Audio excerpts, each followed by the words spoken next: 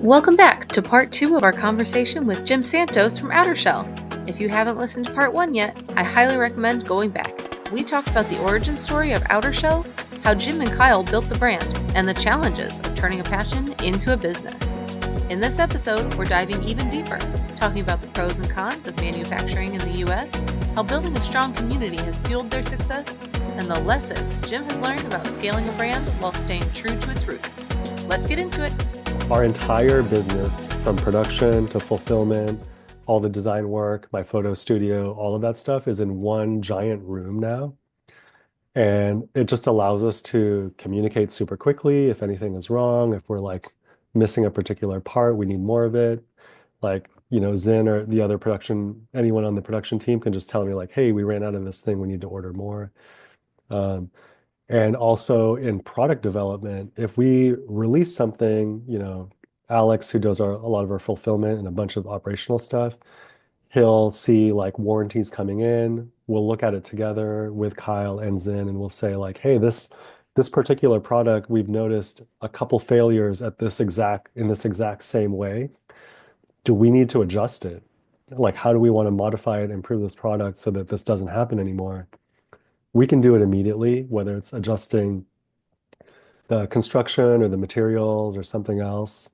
And we can just put that into like, we can make it a running change super quick. I think going back to your question on the cons, um, that's the main thing. It's just like you have to be like, imagine if, the CEO of Patagonia was working in the same factory as where they're getting made. And like, granted, Patagonia is actually super transparent about where their stuff gets made, but there are a lot of places in the world to make things, and some are better or worse environments for the people that are actually doing it day to day. Mm-hmm. Mm-hmm. Yeah. Yeah. Well, I think the way you outlined it, the pros definitely outweigh the cons in this situation where you're not I only think, yeah. allowed to make like a better product, you're able Hmm. to innovate, make Yeah. immediate changes, Yeah. treat your employees really well, build culture, and yeah, it I seems think those like are those are the key ones. They could change over time. And one of there are great factories overseas. There's a bunch of them, and they like pay good wages for the people that are working there, and they're well maintained and safe and stuff. Um, it is harder to like to find those and to, not necessarily harder to find them, but just the fact that you're dealing with someone that's overseas and they're shipping back and forth, there might be a language barrier, or like even if it's not a full language barrier, just language friction, like getting ideas across. Meeting times, 5 o'clock here is like 9 a.m. in Asia. So like the times of day that you're hoping to interact live may be difficult. But sometimes materials are a lot cheaper. The labor is arguably cheaper as well. So yeah, there's many ways to do it. This is the combination that works for us right now. We don't anticipate changing that at any point in the near future. But yeah, And that's just where we are now. I mean, you and me have talked about this a bunch, Mhm. but like, I still feel like Outer Shell is an approachable price point. It's not like because you're made in the USA and you have your cost of labor is more, your cost of production is Yeah. more, everything's a little bit more expensive that you're like, somehow you've made it where I feel like you're not just passing that immense cost like on to the consumer. Yeah.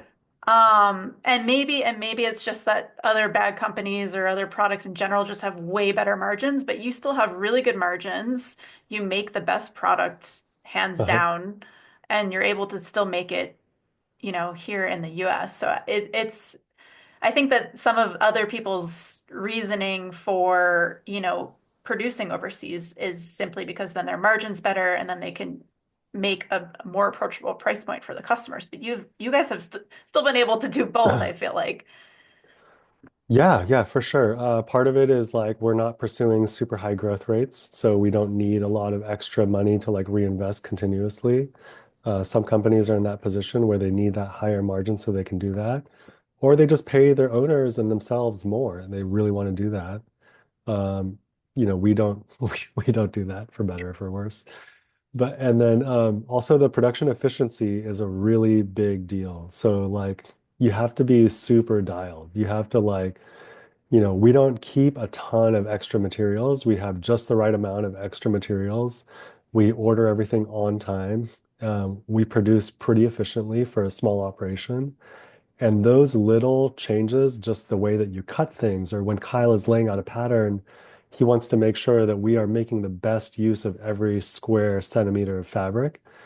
And, we minimize waste that way. All of those things, all of those changes add up and they lower your costs and they increase your efficiency and they make it more sustainable as a company. And then we don't like keep a huge chunk of that for ourselves. Like we maintain the prices. We need to be competitive with prices. We can't just be like arbitrarily way higher because I don't know, for the reasons I outlined. Yeah.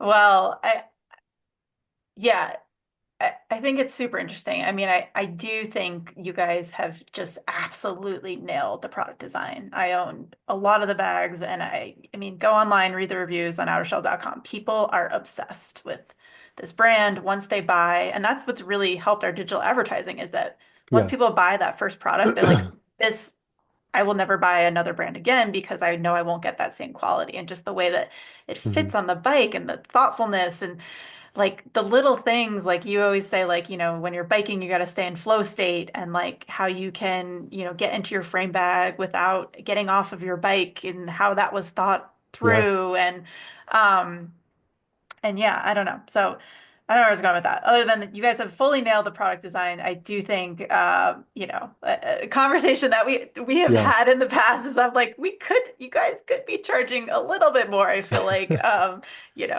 you I have mean, had that especially when conversation a we're when bunch. we're selling out a lot, then yeah, it makes sense. We are now going to be like moving our production a little bit. I think the prices are still in the right spot. Kyle and Get I them will now. we spend a lot of time thinking about the product design, and that's like that's the core of our job as a product company is to like make the really good stuff and agonize over these really you know, small dimensional changes. We like debated whether the mini handlebar bag should be like a half-inch taller or not for so long.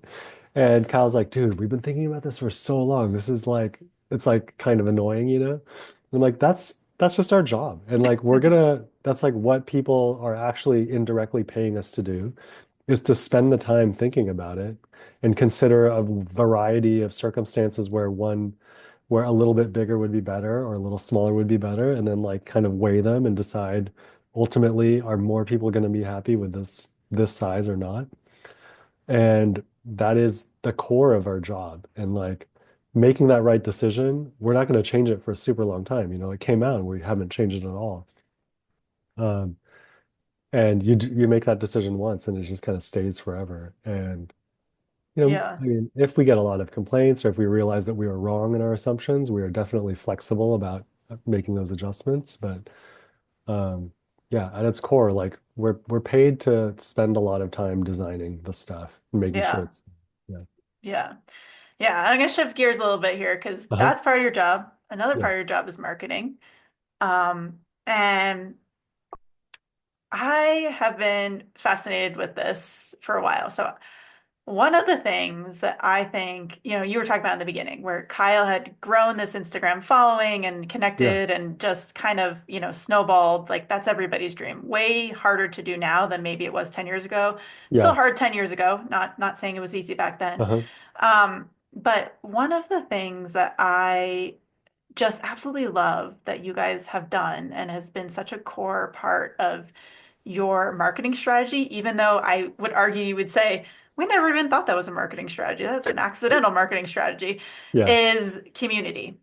for sure. And Yeah. we're in a digital first world. Like I'm your digital marketing partner, Hmm. and I still love and am obsessed with the idea that you guys have built a community beyond a digital community and around this product and around this brand. And you've done that through your coffee outside meetups Hmm. and connecting with friends. And so I want to pause there because I want to hear more from Sure. your Yeah. perspective. Because I think that this is like an overlooked part of marketing Hmm. strategy that people need to be talking about more. And I want you to kind of like be the case study for it. Yeah. Okay. So the coffee outside meetups were, I actually saw, I got this idea from from Instagram from other people, maybe like I would say 2012, 2014 or so. Um, it would be like, I actually don't even know what the origin story of this concept was, but I was like, hey, that looks fun. People would like ride their bikes to essentially like a campsite or a picnic spot in the morning, and they would get like their little camp stoves and either a French press or AeroPress or whatever, like a drip system, and they would like make the coffee at a spot, at a scenic spot, and then that's like their meetup. And then they would just like go about the rest of their day or whatever. And I was like, oh, that's cool. Like people are doing this in Seattle or Austin, like these other kind of cool hip places. And I'm like, I don't think San Francisco has one. So maybe I'll try to start doing it. And I did. And like it got zero traction in the beginning. It was just me and my friend Max, who lives in Arizona now. I call him my coffee outside co-founder. But we're like, dude, that looks sick. Like, let's do that. And I would post about it on Instagram and then on SF Fixed, this like forum that is, a bike-centric forum, but pre-Instagram, it was also like just had all these different lifestyle threads, like cool restaurants, movies I've seen, like film photography, like all the whole bingo card of like hipster lifestyle stuff was covered in this bike forum. And then, more and more people would show up. We tried to find and then we're like, hey, maybe we need to like some consistency so that it's easy to get to. People know where it is, and they don't necessarily need to hear about it from me directly. They just know it's like the spot or it's like a thing. And then we tried out different spots, and the checklist for that was basically it needs to be a spot where we can bike to, that we can like have enough space for, I don't know, a dozen people or so. Ideally, it has a nice view and it's like wind protected because you're using these little camp stoves, so you don't want them to blow out all the time. If you want like a nice ocean view here in San Francisco, it's gonna be windy a lot of the time just because it's coming right off the Pacific Ocean. We settled on this one spot that's north of the Golden Gate Bridge. It's called Battery Wagner. And the headlands, the Marin headlands north of the bridge have a bunch of these military bunkers that are just built into the hill. And this is one of them. And they're just like solid concrete bunkers that are like stuffed into the side of the hill. They have, contentious past, but now they're all decommissioned. And we found one that had a really nice view. It's kind of surrounded by trees. And the view is actually, this view is the view from the bunker. Like that Hmm. was the view I took one morning. It was super foggy. I didn't put it up there for this podcast, but just up there. Um, and the beauty of this one was like it met all those requirements, like nice view, wind protected, had nice capacity. It's like a flat concrete platform thing. And it's right across the bridge. So it's not too far. It's a little bit up the hill. It feels like a real bike ride, whether you're an experienced cyclist or not. And if you wanted to get a ton more miles, you could like go all the way up Hawk Hill, which is a popular, like that's on the way to Hawk Hill. And a lot of people do that and then they'll come back down, have a coffee. But for the most part, it's just like a social event. It's like a bike-centric meetup. People will bring, like I usually bring co like a coffee setup and some donuts. People will bring other homemade baked goods or little things. This one guy, Shing, has like taken it upon himself to like make like actually cook something there now. And he usually brings like a more heavy duty camp stove and he'll make like waffles or something for everybody.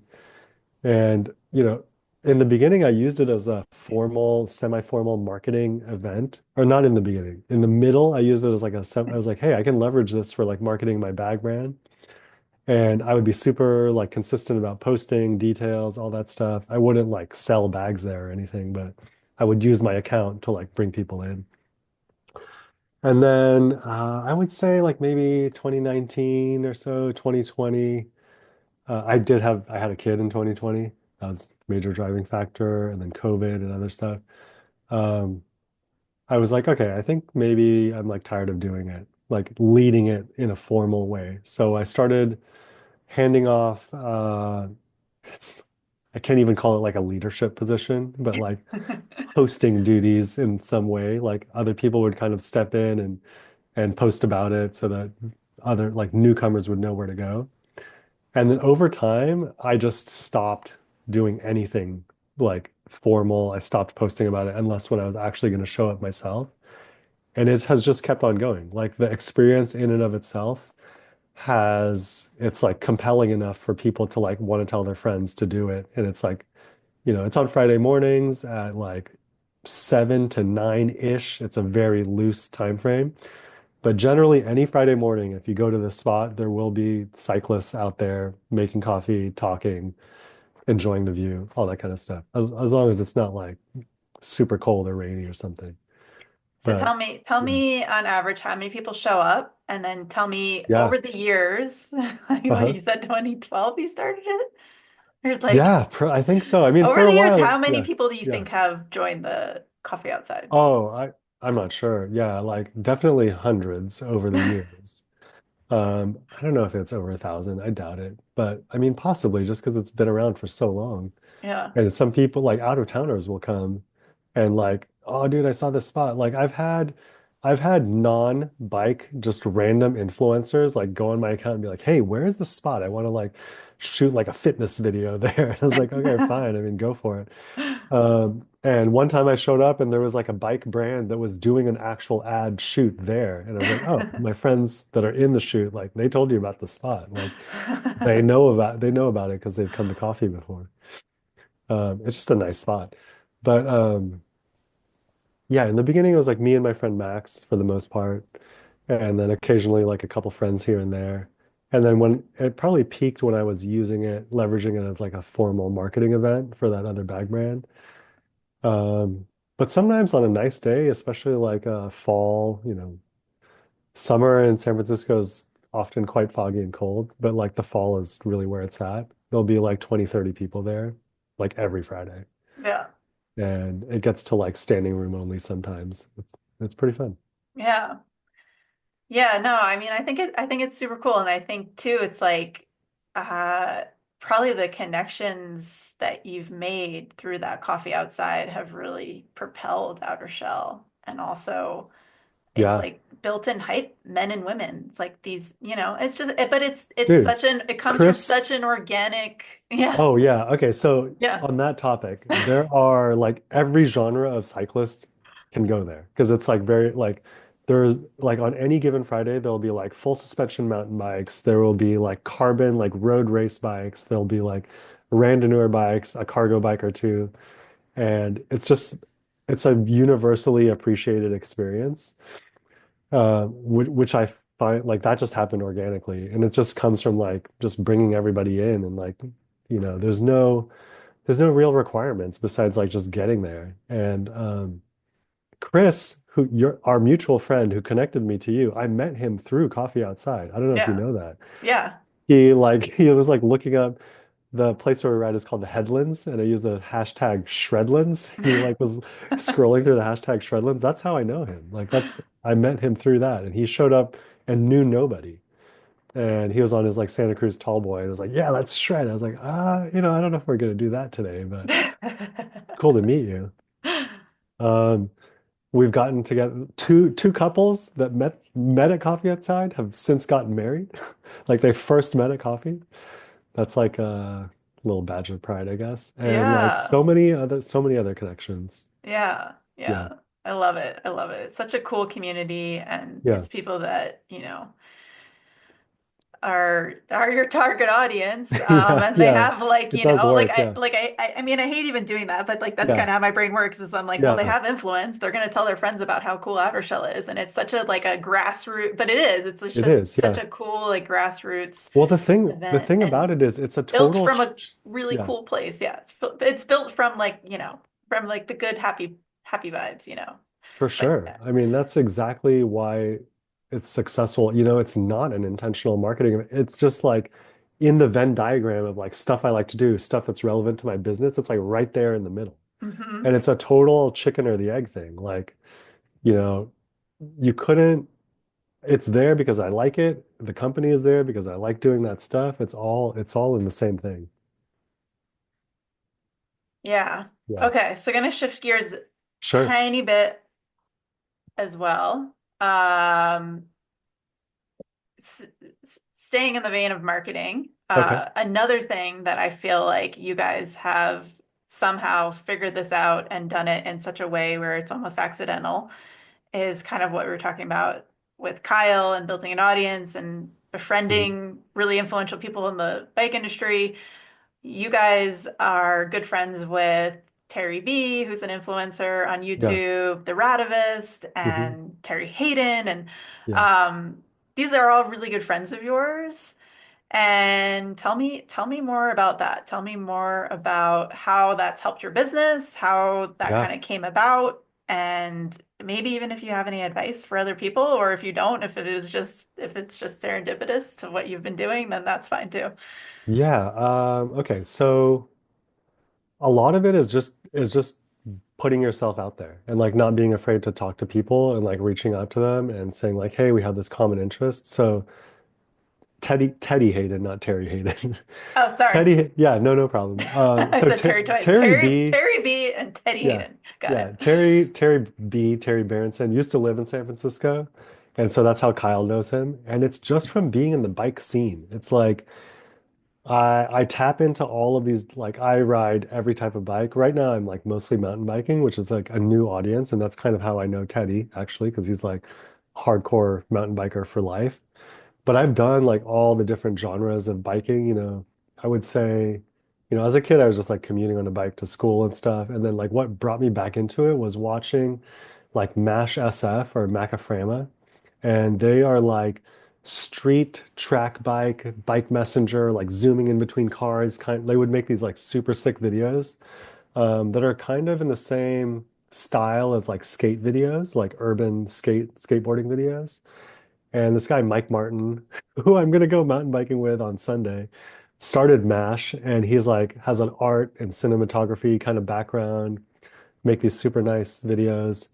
And I was like, oh, that looks really cool. I like want to do that. And I want to like build up a track bike. And I lived in the South Bay at the time, but I built it up. I would ride it to school and stuff. And then I came back here and I that was like my scene for a while. And you interact with all those people online, on this SF Fixed forum, on Instagram.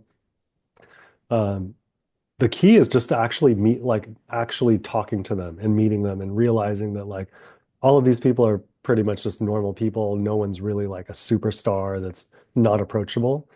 And um, just doing stuff, finding your common interests, going on various group rides. And I did that across a bunch of different scenes. So like the track bike thing, they have these like alley cat underground races, which still happen now. There's also like the cyclocross racing scene, which is kind of having a revival in the last couple of years. There was a really strong underground cyclocross scene they would throw these like races in like abandoned parking lots or like where Candlestick Park was torn down. It was just like a major dirt lot. You'd have to like hop a fence to go to these races. And then there's of course like a really strong road racing scene because we have all these like epic hills and a ton of like really beautiful scenic roads all around Marin that actually have a lot of elevation. So like they're really good for training. They look really nice. You can stop at a nice restaurant halfway through your ride if you want to. It's just the whole geography is very conducive to cycling that way. And then I got into like more like long distance gravel riding because of like it's nice to be away from the cars every once in a while, and you still like have these huge rolling hills. You can go 100 miles on dirt and stop in these really cool places. And a gravel bike or like yeah, I would say like a gravel bike or an all-road bike is gonna be the most efficient, like high mileage, multi-surface bike that exists. So that's really fun. And along the way, just like interacted with every like group, like every subgenre of cycling. And that worked for me for the bike scene. Kyle did all of that as well. He also has like, outside of bikes, he likes to go to punk shows and he has like his friends that like he knows primarily through that, but also bike. And he has like all these other cool threads that kind of like cross-pollinate his taste and like his sense of culture and stuff. So that's another interesting thing. I would say like just having worked in tech, I understand that world a little bit. And I have a lot of friends that still do that. And both I have two brothers that both work in tech. So it's kind of a different angle. And the punk scene and like the techie scene, there's not a lot of overlap in between them. So that's one way that as partners, Kyle and I can cover like a lot of like a big range of people in our market and just locally. Yeah. Yeah, it's super cool. I mean, I've said this before, like you guys, before you came to be ready to actually advertise and spend marketing dollars Hmm. to promote your product, had done the really hard work to build an organic following, to build an amazing product, to build high LTV product that people will come back and buy again and again and again. And I think that that's um, it's just the foundation that I think, you guys had nailed. If you had came to me a year or two earlier, something like that, I don't think the timing would have been right, right? It's like it took a Yeah, I while to agree. Yeah. build that base and build that foundation. You guys did it. Like, you've got a bunch of YouTube people, Reddit, like we Yeah. have an exit survey on outershell.com, and the amount of people that talk about how they heard about Outershell on Reddit is always fascinating, right? So Yeah. it's like you're building this, you built this marketing matrix that I don't even think, was super intentional, but it was just like community, grassroots, friends, Hmm. friends who wound up being crazy influential, who had credibility of talking about our product, right? Like it kind Yeah. of all feels like it was all accidental. And I feel like you would even maybe even say like it kind of was, Yeah, but I agree. Yeah. yeah, you guys have made it look easy, even though I know it hasn't been. So here's my next question. Sure. Yeah. Because this is the Operate Business podcast. We're all Yeah. about reflecting the highs and lows and the journey Hmm. and what's made it all worth it. And we'll get there. Yeah, There's probably been some lows. for sure. Yeah, definitely. And I know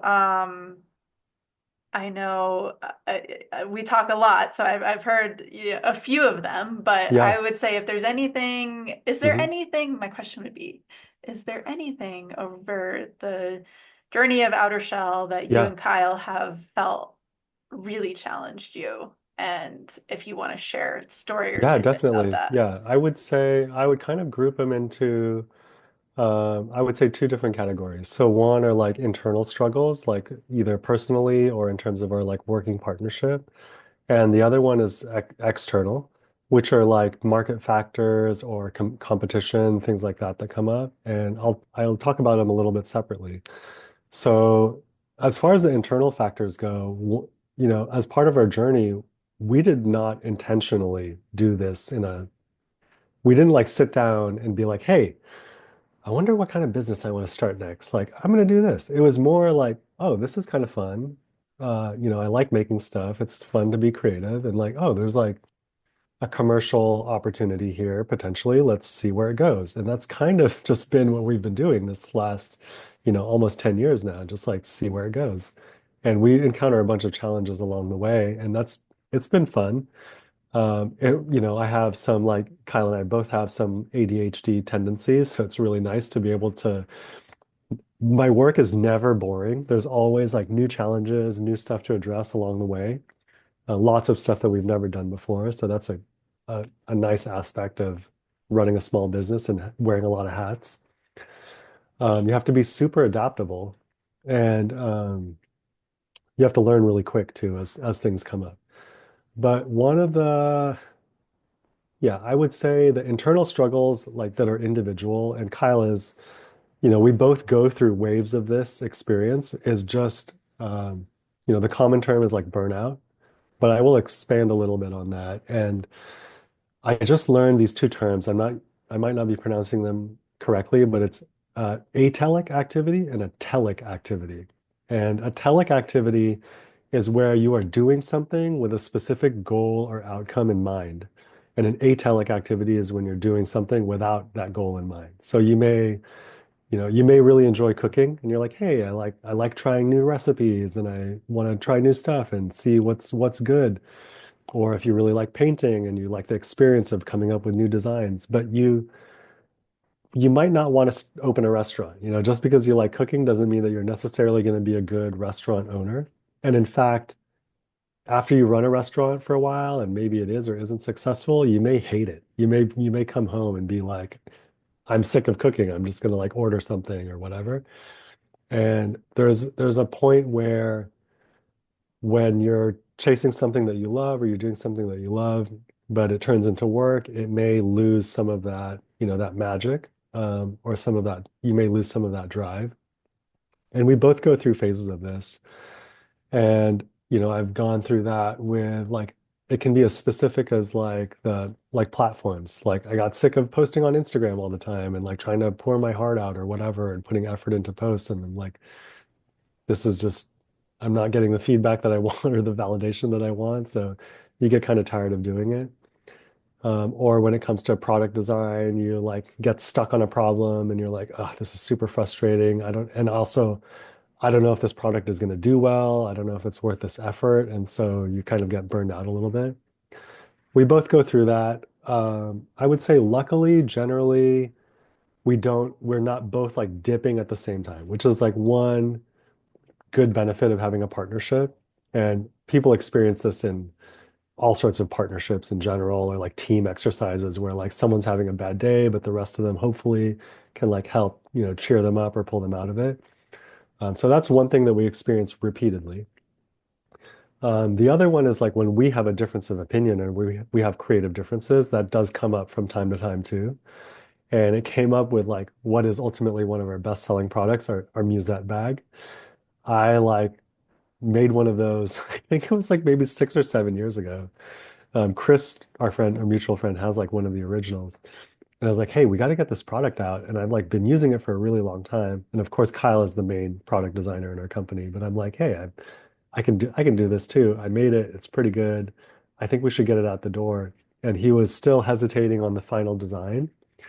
And we kept refining it. And we had some like, I'll call it creative differences there, kind of stalled out a little bit. And then we eventually got it out. But sometimes navigating those differences of opinion can be kind of difficult. And, I listen to a lot of books about like partnership and nonviolent communication and stuff. And like, it's one thing to just know what to do, but then it's another to like actually put those in place when you really need to. That can be difficult. So those are some of the challenges that we have. Um, Luckily, we haven't had anything like that in a long time. I think we've kind of figured out how to work together better in our respective roles and stuff like that. And then in the second category, there's external challenges, which you have almost no control over. So like a new competitor can come in, and we've had a few competitors.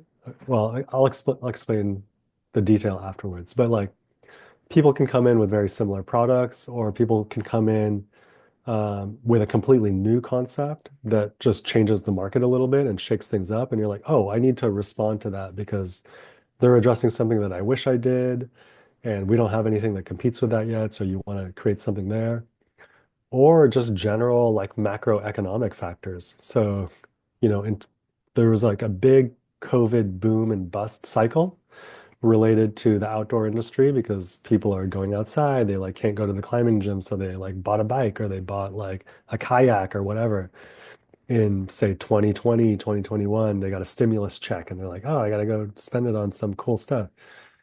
And a lot of those industries experienced huge growth, including us at that time.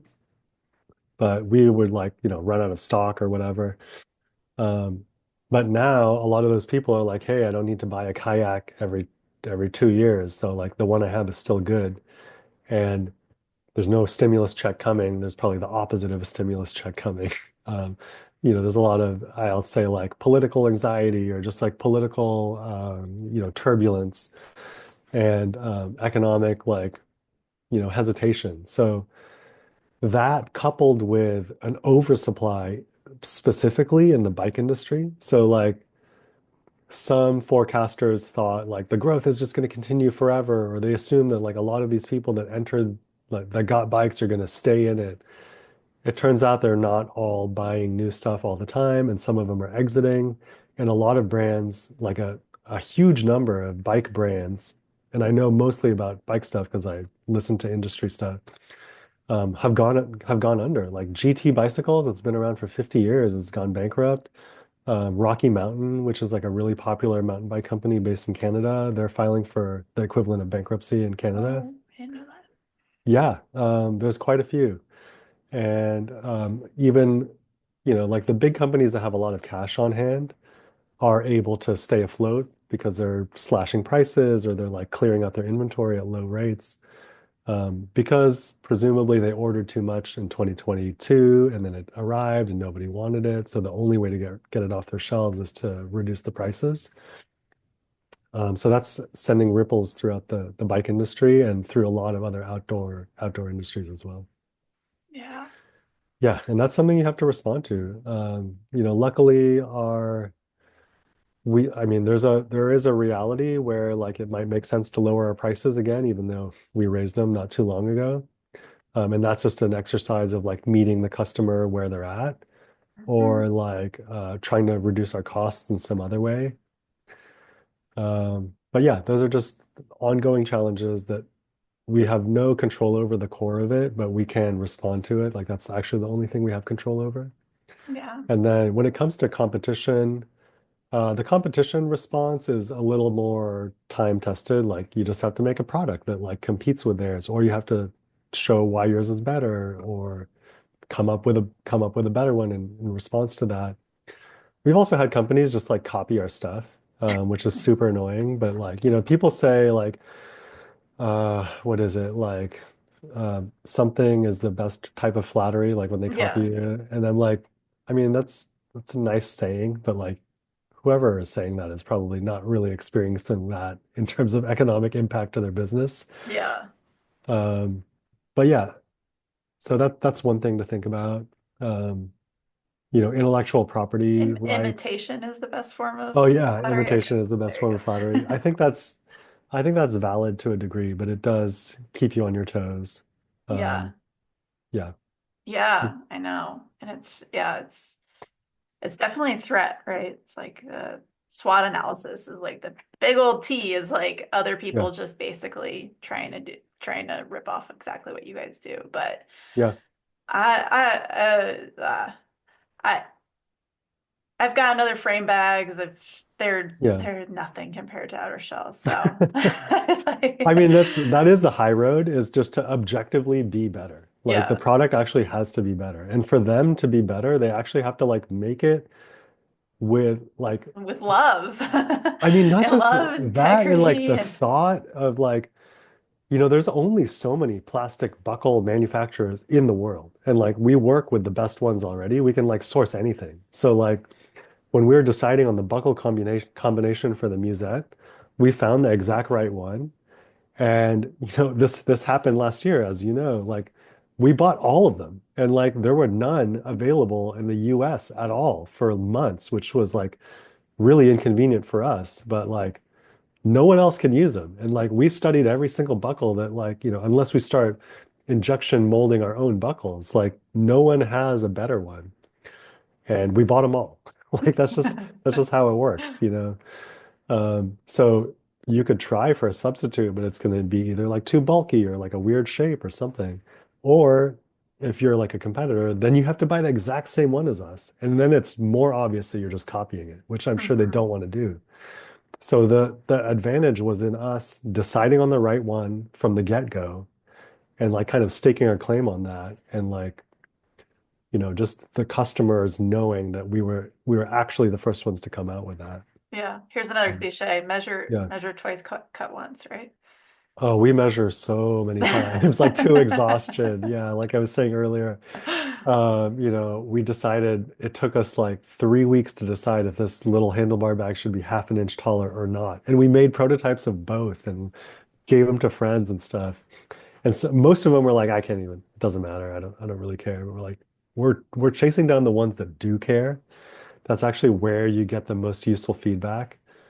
It's actually like in the negative feedback, like it doesn't really help me to say, it doesn't help my product design to hear someone say, "Oh, it's a really good bag. I love it a lot." It's like not. that's not really actionable. It's just it's great for my ego. It's good for like our validation of that we're doing the right thing. But when someone says like this is what I don't like about it, that's actionable and that's super helpful, provided that they actually know what they're doing or that they um, you know, if they have it's one data point. So if we get that from a ton of people and we don't get positive feedback from other people, then we know that maybe we made the wrong decision. We'll adjust. Yeah. But yeah. Yeah. All right. Well, I have one final question. So this Uh-huh. is the Operate Business Podcast. I wanted to do this podcast because I feel like a lot of people in my network, my clients, self-included, other agency owners that I know, get really in the grind, obsessed with their business, sometimes burn out, right? We're kind of just like in Hmm. it all the time, all the time. And I wanted to do this podcast and I wanted some of the stories and some of the questions and some of the conversations to be about the reflection moments, right? So that is my final concluding question is looking back at this business, what are you Yeah. most proud of? Oh, um, I think just that we get to do this, that like I think it's the collective sum of all the challenges that we face that make this a sustainable lifestyle for me as an individual and for my family. Like I was talking to our shopmate, so we moved into a much bigger space and we're subleasing a portion of it to this guy Adam Sklar who runs Sklar Bikes. And he is like a single person company that like designs bikes and he does all the photography and all the marketing. He's really good at everything. You know, he's primarily an engineer or like a bike designer. And he was like, yeah, last week I was like looking at job listings, like if I wanted just to completely get out of it. This is all he's 32 years old. He's been doing this since he was 18. And he's like, I consider just getting a job at another company. And like Kyle will tell me that every once in a while. And he'll be like, I'm just sick of like so many different new problems coming up all the time and like new challenges all the time. I kind of just want to get a job where like somebody tells me what to do and I do the same thing like repeatedly for a while. And then later in that same conversation, he'll be like, oh, by the way, I'm going to be gone for the next 3 weeks. I'm going to be in Joshua Tree climbing. So just make sure I get all my stuff done and you won't be able to reach me for a while. And like, that's why you can't work for another company, dude. Like, your free time is worth so much. Your flexibility is worth so much. And I don't think you understand that, like, that's already one more week of vacation than you would get in any other job. And like, you can show up at noon if you want to. You can work late if you want to here. You can like be off the grid for 1 week every couple months if you want to. That is super, super valuable. Like that is the life that people are working towards. That is the work-life balance that someone theoretically is working 40 hours a week to be able to afford. Like that type of freedom, it's so cliche, but it is pretty priceless. I mean, you could kind of like back into a price, like if someone paid me $1 million a year, would I like give that up? You can back into a price for that. But I think just the combo of being able to make this work as a life is the thing I'm most proud of for sure. Yeah. Yeah. Yeah. Well, I'm in awe of you guys. I think Outer Shell is such an amazing company. You guys have by far the best product on the market. You're super nice dudes, as anybody listening to this podcast can attest to. And so I'm really excited for you guys to continue on this journey and continue your growth trajectory, and excited to see where you keep this business going because I think the world doesn't need more crap. The world needs more thoughtful products that people cherish and keep for a long time. And I know that you guys are doing that. And thanks so much for joining me. I really Yeah. appreciate it. And uh, yeah, you guys are awesome. Yeah, thanks for the opportunity. It's been fun. And the saying I've heard that kind of like sums up the less crap is fewer better things. Yeah. Yeah, I really like that. Yeah. All Awesome. right. Thanks again. Yeah. All right. Thanks, guys. That's a wrap. on this episode of the Opry Business Podcast. If you got value from today's conversation, make sure to subscribe so you never miss an insight-packed episode. If you're feeling generous, leave us a review. It helps more business builders like you find the show. Got a story or a question you'd love us to cover? Connect with us at falllinedigital.com or reach out to us at podcast@falllinedigital.com. We can't wait to hear from you. Until then, keep pushing forward, keep learning, and don't forget to enjoy the journey.